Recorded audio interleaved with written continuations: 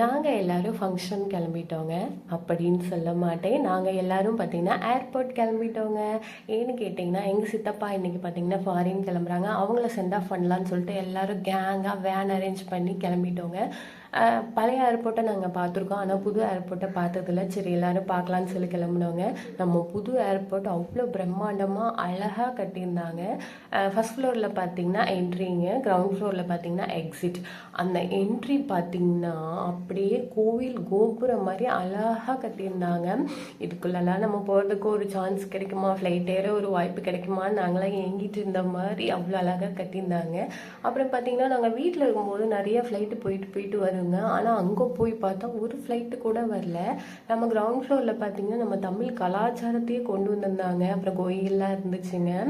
அப்புறம் நாங்கள்லாம் ஞாபகமாக இருக்கட்டும்னு சொல்லிட்டு ஃபோட்டோ எடுத்துகிட்டு சித்தப்பாக்கு டாட்டா சொல்லிவிட்டு ஏர்போர்ட்டுக்கு ஒரு பை சொல்லிட்டு கிளம்பிட்டோம்.